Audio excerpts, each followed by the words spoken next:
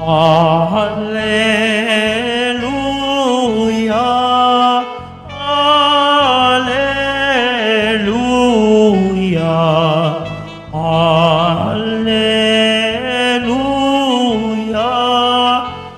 Alleluia.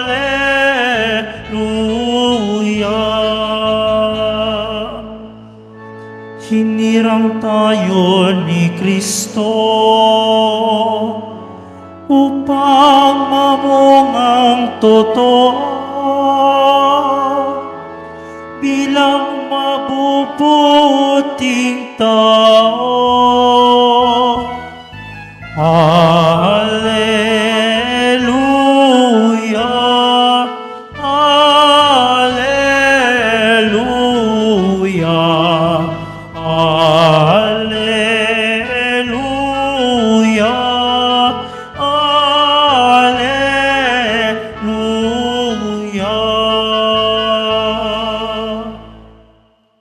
Sumainyo ang Panginoon. At sumaiyo rin. Ang mabuting balita ng Panginoon ayon kay San Marcos. Papuri sa iyo, Panginoon.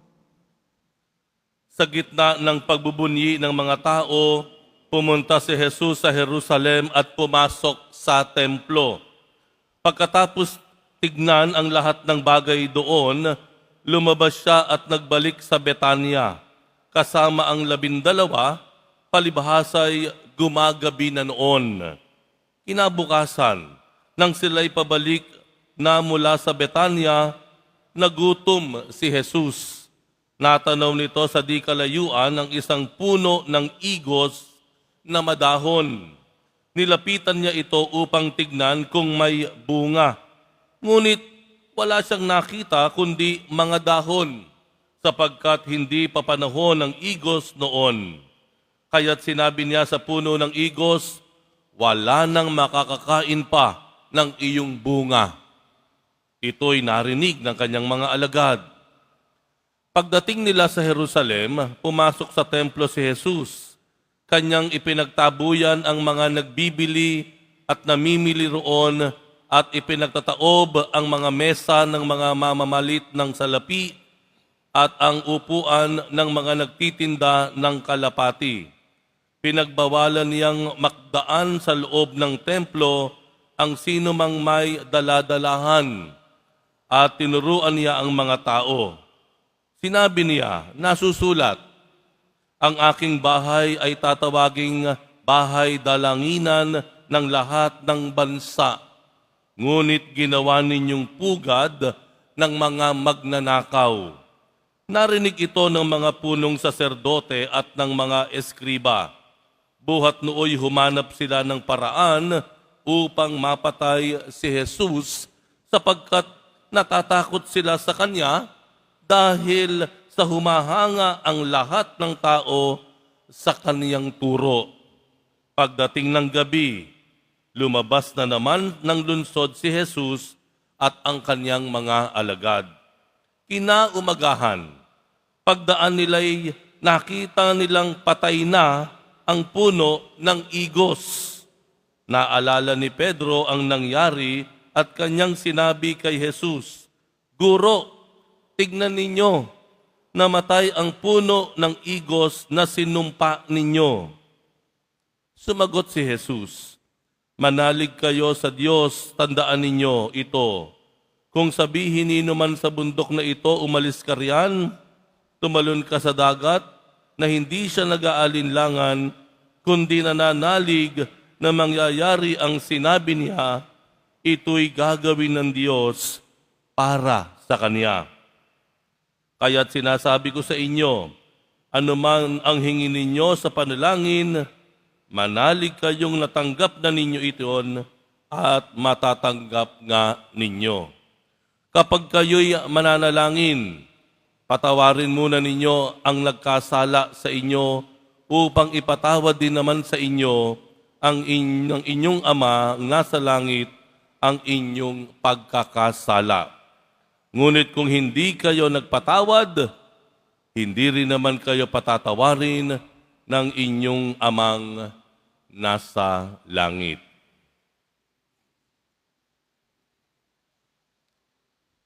ang mabuting balita ng Panginoon. Pinupuri ka namin, Panginoong Heso Kristo. Magsiupo ang lahat. Magandang umaga po sa inyong lahat, mga kadeboto. Tayo po na nakarating ng maluwalhati mula sa iba't ibang lugar na ating pinanggalingan dito sa Basilica Minor at Pambansang Dambana ng ating mahal na poong Jesus Nazareno. Viva poong Jesus Nazareno! We are so blessed. Pwede po bang sabihan ninyo yung inyong mga katabi habang nagpapaypayan at init na init? Sabihin niyo po, God bless you.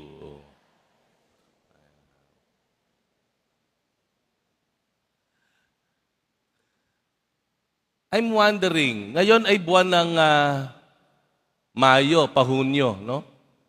Ano bang prutas ang napapanahon ngayon? Mangga? Mangga, no? Ano pa po? Ha? Ano po? Siniguelas. Siniguelas. Oh, natatandaan ko yan kasi ang aking mga kaanak on my father's side ay si Binangunan, taga Binangunan, no? Kada babalik kami mula sa Binangunan, pagdalaw namin, may dala-dala kaming siniguelas pauwi ng Pasig. Napakasarap, no? Ano pa?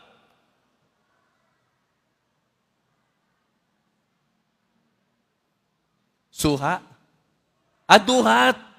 Duhat. Yan, mga duhat. Ayan. Ano pa ba ang meron ngayon? Anong hindi panahon ngayon na prutas? Pakwan. Hindi, panahon ba ng pakwan ngayon? What I mean dito po, ang mga puno, may kanya-kanya namang panahon ng pamumunga yan eh, hindi po ba? No? May kanya-kanyang panahon yan eh. Na aasahan mo ba na mamunga ang isang puno sa panahon na hindi naman niya panahon mamunga? Aasahan niyo ba yon? Hindi, alam niyo po yon. Lalo na yung may mga puno sa bakuran, mga magsasaka, alam nila yung mga panapanahon ng bunga eh, no? So, hindi mo na i-stress ang sarili mo na umasa ka na mamumunga ng mangga ang iyong puno sa buwan ng Nobyembre o Septembre. Hindi mo aasahan yon. Pero kapag summer, abay dapat. Di ba? Bakit ko po sinabi ito? Narinig niyo po ba yung pangyayari sa bandang unahan ng Ebanghelyo? Na si Jesus mula sa Betania, kasama ang kanyang mga alagad, papunta sila sa Jerusalem.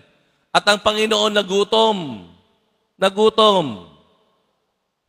Eh wala naman noong panahon na iyon ng mga convenience store o fast food na pwede mong daanan.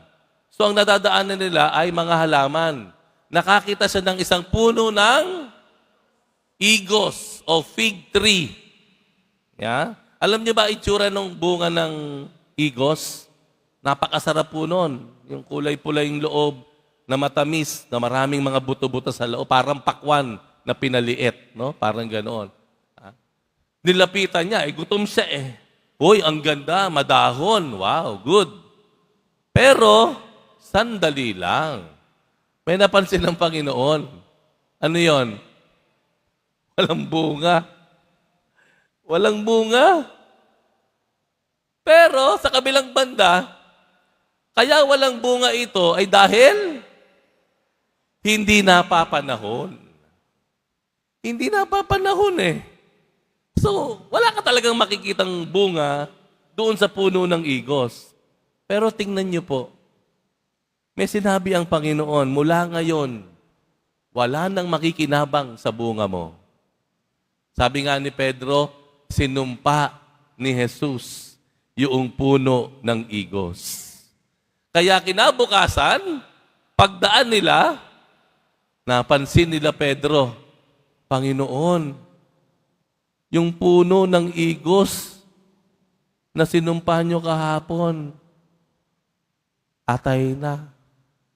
Patay na. Tanong, ano ibig sabihin ng Panginoon doon?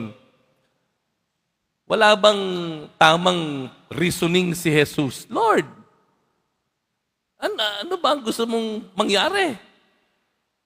Are you not in your right mind? Bakit, Lord? Di ba? Ano po ibig sabihin dito? Kung titingnan po natin, napakatingkad na mensahe ng Panginoon. Na ang gusto niyang iparating sa kanyang mga alagad at gusto niyang iparating magpahanggang ngayon sa atin, ay dapat tayo ay namumunga sa lahat ng panahon. All season ang pamumunga natin. Inaasahan ng Diyos, tayo ay namumunga hindi lang panahon ng piyesta, panahon ng Pasko, Semana Santa. Hindi. All year round. Namumunga tayo bilang mga mananampalataya, bilang mga deboto. Hindi ididikta ng panahon, hindi ididikta ng buwan o araw kung kailan tayo mamumunga. Tayo ay mamumunga, umulan, umaraw, mainit, malamig, madiliman, o maliwanag. Saan man tayo naroroon, nandito ka man sa kalunsuran, nandiyan ka man sa kanayunan, nasa Pilipinas ka man, o nasa ibang bahagi ka ng mundo. Matanda ka man, bata ka man, may asawa, dalaga o binata, mamumunga tayo all year round. At ang maganda dito, may paalala ang Panginoon. May paalala. Ano daw yung bunga na inaasahan ng Panginoon? Sundan natin yung Ebanghelyo. Sundan natin, ha? Pagkatapos ng pangyayaring iyon, pumunta si Jesus at ang kanyang mga alagad. Saan? Sa templo. At ano nadatnan ng Panginoon? Na yung templo ng Diyos ay naging palengke. Maraming nagtitinda, ang gulo. At ano sabi ng Panginoon? Umalis kayo dyan. Sabagat ang bahay ng aking Ama ay bahay dalanginan at hindi lugar ng mga magnanakaw. Naalala ko tuloy tayo dito sa Quiapo. Kahapon ay kausap ko ang ating mga kapulisan, kasama ko, sa district, sa station, dyan sa atin. Alam nyo, nananawa na sila sa kaso gagaling sa simbahan ng Quiapo. Alam nyo kung ano madalas ang maharap sa kanila doon? Lalo ngayon, araw ng Biyernes. Walaan nyo kung ano po. Pandurukot. Dito sa ating simbahan. Bali ba, hindi sa labas ha? Sa loob ng simbahan. Alam niyo po ba to? O para po mag-ingat na lamang kayo, ha? Ito'y paalala ng pag-iingat. Lalo na dun sa bandang huli. Kapag kayo ay binebless na ng pare, mahal na po ng Jesus Nazareno, ano ginagawa ninyo? Taasin ang kamay ninyo. Pagtaas ng kamay ninyo, ano nasa baba ninyo? Bag. Pitaka. Bulsa. Di ba ba? O ngayon, yung mga katabi ninyo, o huwag nyo naman paghinalaan, ano? Yung mga paghinalaan ninyo yan. Habang kayo ay nakapikit at talaga namang biyaya ng Poong Jesus Nazareno, meron namang kumudi. Paglabas ninyo, ang wallet, bakit bukas ang bag? Di ba ba? So may katotohanan yung sinabi ng Panginoon. Huwag niyong gawing lugar ng mga magnanakaw ang bahay ng aking Ama na dapat ay bahay dalanginan. Ano po ibig sabihin dito? Ano ang isang bunga na inaasahan ng Diyos sa atin? Respeto. Pakiulit po. Respeto. Pakiulit. English. Wow. Respeto. At yan ay napapanahon. Panahon ngayon. Opo, sige. Yung mga bata, tinuturoan natin gumamit ng po at opo. Very good. Bata pa lamang sila, marunong gumalang sa nakatatanda. Pero pagtanda naman natin, minsan nalilimutan po natin yung ibang pamamaraan ng paggalang o respeto. Minsan yung respeto na binibigay natin sa tao, depende sa itsura. Kapag magara ang damit, mukhang mabango, mukhang mayaman, ma'am, sir, ano po? Ang babait natin, ano? Kapag mga pangkaraniwan yung damit, sandali, mukhang ano to, wala na, sinisigawan na natin. Psst, psst. Uy, malis ka dyan. Di ba? Aminin natin yan. Paglabas na lang natin dito sa Quiapo ng simbahan ng Quiapo, marami po dyan. Paano natin sila tinatawag? Huy! Huy! Malis ka dyan. No? Sinisigawan natin. Nangyayari yan. Nangyayari po ba o hindi? Minsan sinusukat natin yung pagbibigay natin ng respeto sa itsura ng ating kaharap. Pero sandali, yung dignidad ba ng tao depende sa suot niya? Ang dignidad ba natin bilang mga tao depende kung ano ang narating natin sa edukasyon? Hindi. Hindi po yan. Ang dignidad, dangal natin, ay nababase sa pagiging tao natin. Human beings. We are persons. Hindi tayo bagay. Huh? Respeto. Pagbibigay ng respeto. Madali tayo magmura minsan. Minumura mo yung nanay nung kaharap mo na hindi mo nga kilala yung nanay. Minumura mo na yung nanay. Di po ba? Huh? Yung mga salitang binibitawan natin, yung pagtrato natin, yung even yung pagtingin natin. May tingin tayong nang huhusga. Tingin pa lang nang huhusga na. Yung pakikipagkapwa natin. Kapag mukhang hindi walang kaya, kapag medyo mukhang pangkaraniwang tao, we do not exert much effort to help the person. No? Pero kapag medyo may konting palo, may konting abot-abot ang ating pagtulong. Respeto. Pumunta po kayo dito on a Thursday morning. Thursday morning. Pumunta po kayo dun sa likod. Dun sa programa nating Thursday. Around 300 to 400 street dwellers ang kumakain po ng mainit na bagong lutong almusal sa likod. Tingnan niyo po yung mga volunteers. Volunteers. Makita niyo po kung paano nilang maayos inilalagay sa pinggan ang pagkain ng mga street dwellers. At kung paano nila magalang na ibinibigay ito sa mesa ng mga street dwellers. Tingnan niyo po minsan. And you can even join. Makikita niyo po yung respect. Yung mga street dwellers natin, nandyan. Talagang makita nyo, sorry, pero minsan, iba-amoy nila. But they did not mind. They do not mind kung ano amoy, kung ano itsura. Wala. Basta pagdating dyan, nakita nyo mga volunteers natin, pauupuin sa mesa at ahandugan ng nasa plato, mainit at bagong lutong almusal. Paglilingkuran with much respect. Respeto po sa bawat isa. Yan ang nawawala po sa atin. Totoo lamang. Pansinin niyo po. Wala nang matanda ngayon. Minumura na nga matanda eh. Di po ba? Binabaliwala natin yung mga yan. Respeto po. Everybody deserves respect.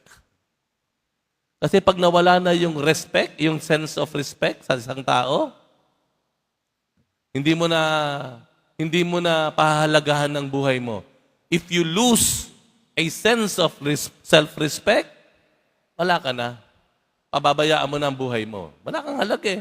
Walang respeto eh.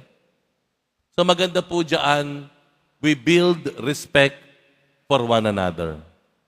Respeto po. Huwag nating tignan lamang sa nakikita natin sa panlabas. Tignan natin yung kanyang kalooban, yung kanyang pagiging tao. And you will see everyone deserves respect. Ang Panginoon, sino ba naman tayo? Lahat tayo makasalanan.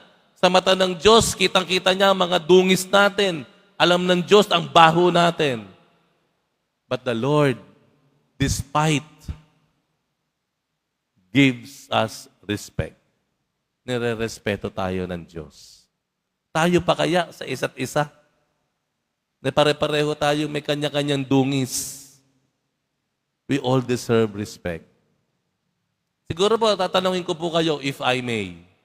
Sino po yung mga tao na palagay niyo po humihingi ng respeto from us? Sino po yung mga tao na araw-araw nating nadadaanan, nakakasalamuha, na kailangan yung pagkalooban, bigyan at regaluhan ng respeto?